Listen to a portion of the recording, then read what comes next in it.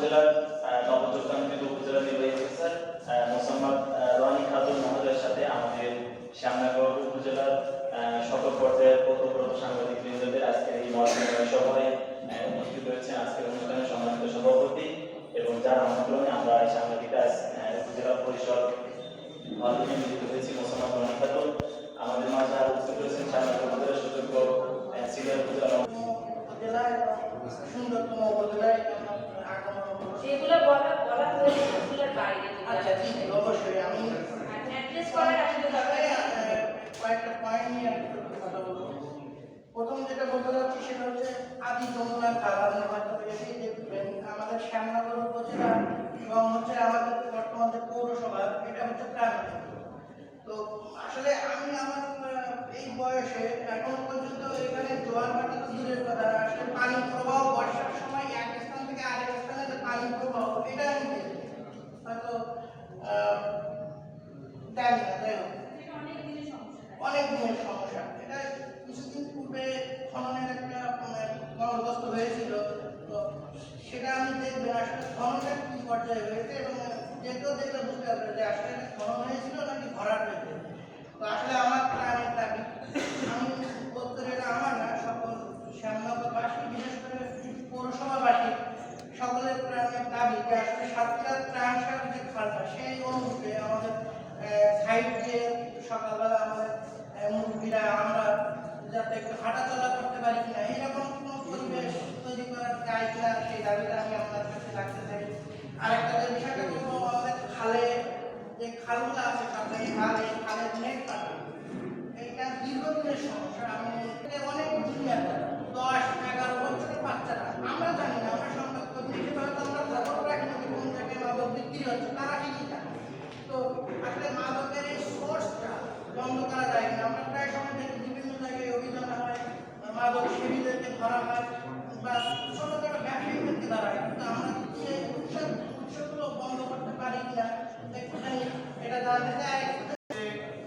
বড় সমস্যার সামনে এলাকা সেটা হলো সুপেয় পানি, মাইগ্রেশন, স্যালাইনিটি, বায়োডাইভার্সিটি কনজারভেশন। এই বিষয়গুলো নিয়ে যদি আমরা একটু আপনার দপ্তরের পাশাপাশি আপনার উল্লেখযোগ্য ভূমিকা করার জন্য সেটা পাত্র হবে বলে আমরা মনে করি। আপনি জানেন যে শ্যামনগরের 40% মানুষ বা এই যে আমাদের ভাটার সিজন যেটা আমরা বলি, সেই সময় কিন্তু মাইগ্রেশন হয়ে চলে যায়। এছাড়া এলাকার ডিজাস্টারের কারণে কিন্তু প্রতি বছর বিভিন্ন সময় বিভিন্ন এলাকার মানুষ এই এলাকা থেকে চলে যাচ্ছে এবং তারা দেশের বাইরেও চলে যাচ্ছে।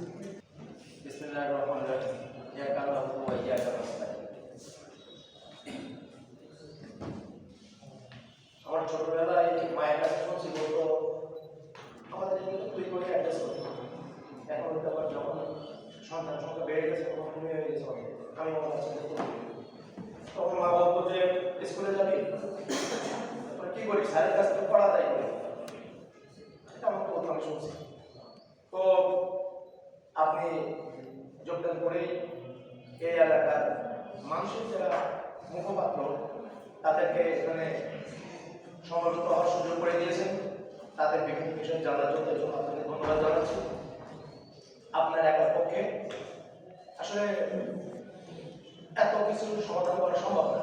আমি মনে করি সরকারের পক্ষ থেকে আপনি আমাদের এই এলাকার প্রতিনিধিত্ব করছেন।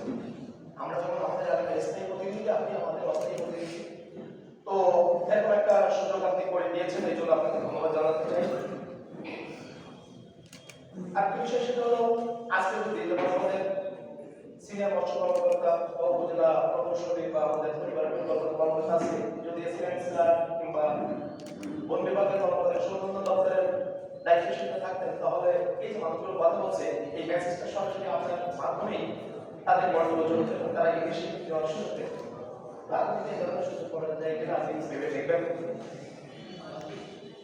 এমনি বাইরে অনেকগুলো প্রবলেম কমন বা পর যে পরিবেশ সৃষ্টি হয়েছে আমরা কিছু ফিরে যেতে চাই না। আমাদের অনেক দুর্বলতা আছে, পার্সোনালি আমি আমার বুঝাতে বলছি আমার অনেক দুর্বলতা আছে, বাট আমি চেষ্টা আমি মন দিতে চাই যে এইভাবে আমি ঘুরে দাঁড়াতে চাই, সমাজের কাজগুলো করবো, পেশাটা ভালো জন্য করবো, দেশের জন্য করবো, মানুষের জন্য করার চেষ্টা করবো। তো একইভাবে আমাদের অনেক চিন্তা, আমরা পুরোনো কোনো কিছুকে আঁকড়ে ধরে রাখতে চাই না, নতুন স্বপ্ন নিয়ে বাঁচতে চাই।